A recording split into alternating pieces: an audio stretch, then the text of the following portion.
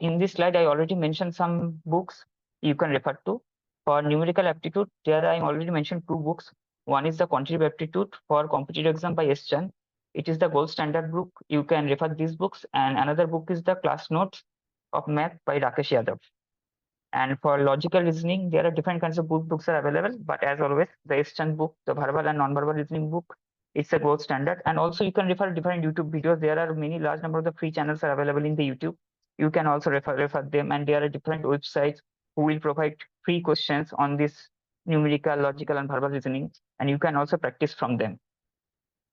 Verbal ability. For verbal ability, there are different books are available. S. Chan Verbal Ability, Non-Verbal Reasoning book, and also there's a new book that is New Approach to Reasoning by Arihant Publication. But I will prefer for verbal reasoning, you should have some kind of reading habit, like you already should daily read the newspaper and different non-fiction books. It will increase your verbal ability skill.